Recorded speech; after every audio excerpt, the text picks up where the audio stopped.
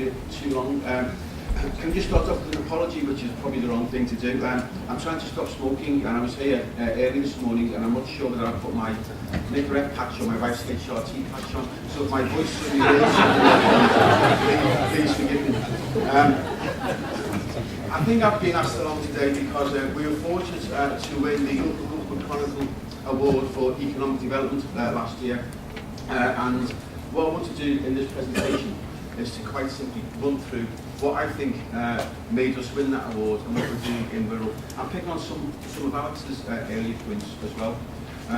So you see there, we won the award, probably the last time we'll be able to use that, because when the new award winners are announced later next month, that is ripped off. It's like those are sort of branded in short channels still, that's taken away from us. Right, let me tell you a bit about Wirral, because I know we're from all over the country here. Wirral is a large metropolitan council. It's one of the 10 largest councils, Met councils in the country. We are bigger than many cities such as Newcastle, Derby, Nottingham. We have a population of about a third of a million people. But we have some challenges. We have the lowest GVA per head of any nuts 3 area in England and Wales now. I used to say thank God for Anglesey, but unfortunately the latest figures put us below Anglesey as well. And as Alex said before, by the way, I do love Anglesey, because anyone from Anglesey, I don't know. As Alex said before, Birkenhead was one of the areas in the country that, despite the economic boom the country went through, actually saw nearly, or just over 11,000 private sector jobs lost between 98 and 2008.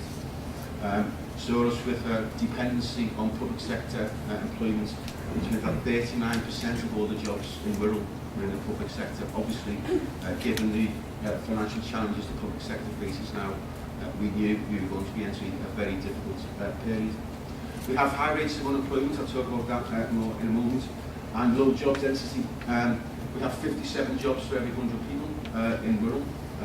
We are just across the river from Liverpool, literally 25-30 minutes from Manchester. So over 40,000 people a day from Wirral commute to jobs in Liverpool, Manchester or North Wales. And we have some big challenges as a result of all those issues. But we also have some big opportunities though. Wirral is a lovely place to live. One of the debates we had with our members was, should we become a dormitory area? And I didn't like the term either. They decided no. Wirral is a microcosm of the UK. Some of the most affluent parts of the country are in Wirral. Unfortunately, some of the most deprived parts of the country are in Wirral. And I suppose the challenges, the variations are no greater evidence than the fact that a baby boy born tomorrow in downtown Birkenhead, the centre of the eastern part of the borough, will live 13 years less than a baby boy born tomorrow in Heswell, one of our more affluent areas, which is less than 6 miles away. So some real challenges for us in terms of addressing the problems Wirral faces. So what did we do?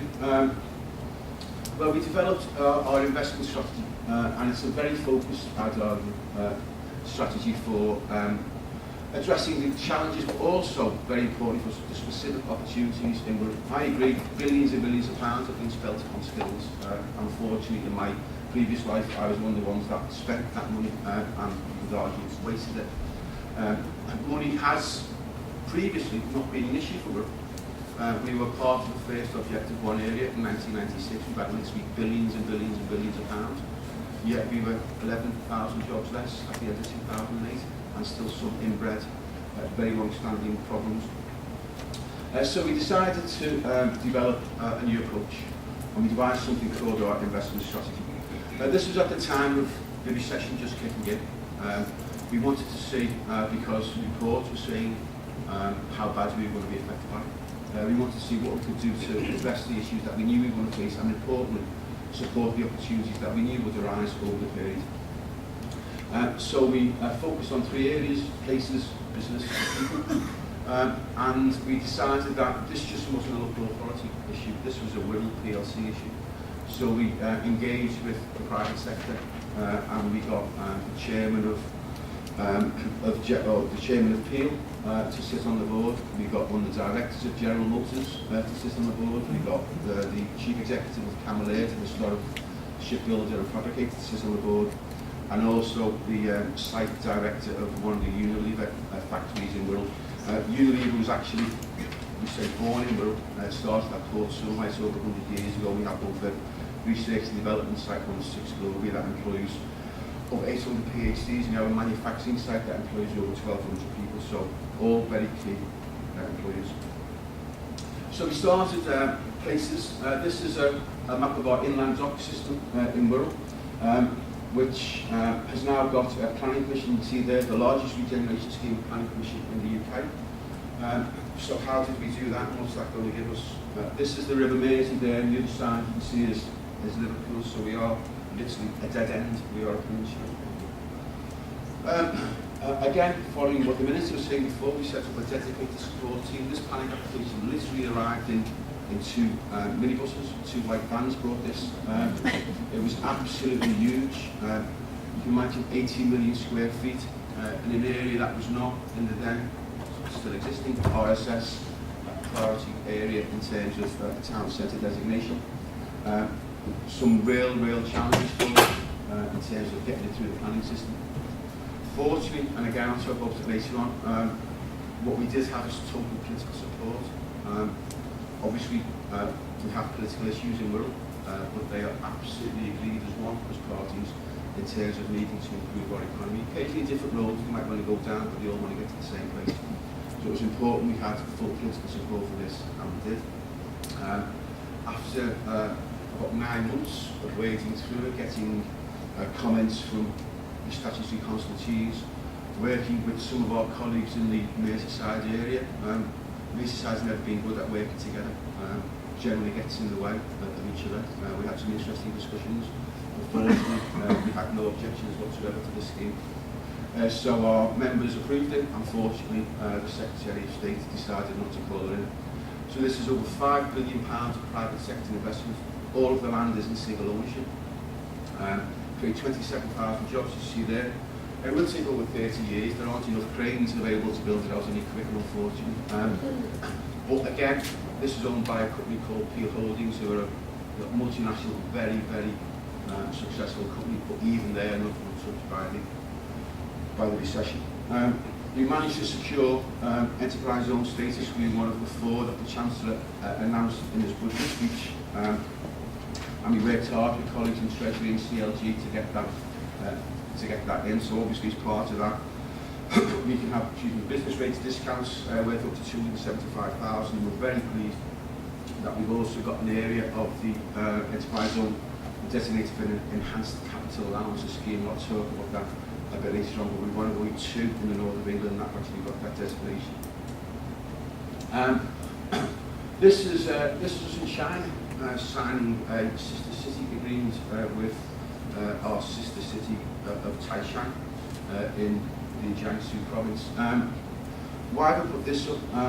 Well, during what are difficult times, all members and I think all officers realise that if we want to do things for the better for Wirral, we need to have more ambition, and we need to, despite difficult economic climates, go out there and try and get investment in and get new partners.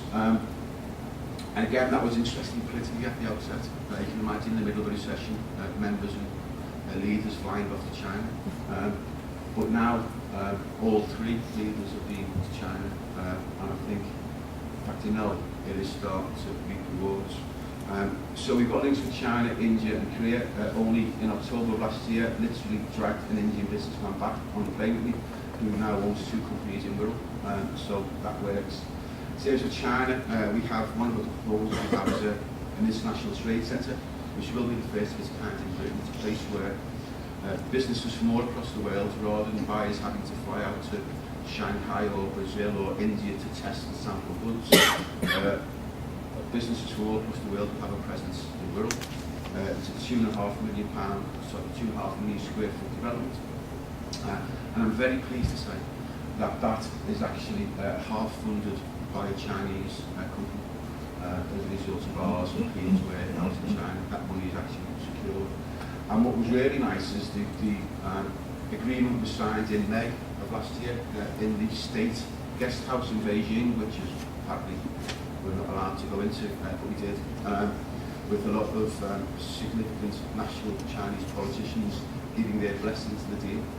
We daily had an event where the UK government gave their blessing to the deal. Lord Green thankfully very kindly flew out to Beijing to witness the signing of an agreement in the morning. Unfortunately, it was the week after the Prime Minister decided to see the Dalai Lama, so not many national politicians turned up there, but in the afternoon they all came out. So again, our members in Wirral going out wider to the world really, because again, I think Alex said it, I don't see Manchester as my competition. I don't see London as my competition. I think if we do, we've got real problems. The global recession that we're in now, if anything, has shown how small the world is and how we need to work very closely together. Businesses is the second strand, and this is one of our companies that actually started in 2006. You see there, opened by Chris Grayling when he was Minister for Employment, 2011, July 2011. So from 2006 to yesterday, this company, the contact company, now employs over 1,000 people, and is now the largest private sector, so individually owned contact company in the whole of the UK. And I'd like to think, indeed I know, we as a council have been absolutely critical to that support, from lending him desks and chairs to make it look like the office was full with prospective clients who coming around, to actually supporting him in his recruitment. So what do we actually do? Well, again, as part of our thinking through session, we thought business and ordinary that are going to need some specific support. They had less money to spend on both getting external advice, less money to spend in supporting business expansions, or in some case, by simply sustaining their business, and less money to spend in terms of investing in their people. So we started by funding specialist advisory experts. So basically we made resources available and experts available on anything that people wanted, whether it be access to foreign markets, access to finance, new products, how to get something patented, marketing, whatever it was. And that was extremely successful, over 800 businesses taking advantage of that in the first year. We made some small grants available, grants between 4,000 and 20,000, and instead of it necessarily being linked just to job growth, we linked it to job sustainability to help businesses get through what were going to be very difficult trading situations and trading times. And again, that was extremely successful. We also had a larger grants process. And we developed specific proposals for investment. One of the advantages of being a peninsula is you're surrounded by water. The government's launched a number of contracts now for offshore wind. In Camelair, the company mentioned before, I'd argue the most skilled engineers in the world that can make anything out of metal. So we've got some huge opportunities. We were fortunate enough a couple of months ago to get an award of regional growth funds, but we continue to go through a due diligence process, which is difficult with this at this point in time, but a real opportunity for us. Jaguar Land Rover, we mentioned earlier on, will be sit right in the middle of Jaguar Land Rover and GM Vauxhalls. Vauxhall will be producing over 220,000 cars a year. As we all know, the Evoque is literally flying out of the site over in Speak. So we are working with the enhanced capital allowances, which was given to us by the government specifically to develop a automotive supply park, to bring back from the Far East the manufacturing parts that make up a car, manufacturing parts that make up a car. About 80% of the cars made in Ellesmere Port on the Wirral Peninsula actually come in from the Far East. That can't be right for the parties, it can't be right for the UK PLC. So we are working very closely with the Automotive Alliance and a whole raft of partners to see how we can do it. I'm sorry, Miriam, we have a motorway, and the motorway runs right past this site that we're looking at, links directly to, I don't think that's funny, links directly to Ellesmere Port and also over to Jaguar Land Rover. But importantly, what we did as well, we put businesses at the heart of what we did and involved businesses. We set up our own business forum, called the Wirral Business Forum, which was ages to think of that. But it has over 3,000 members, so over 3,000 businesses are members of this forum. It's a web-based forum, but also has quarterly sectoral meetings.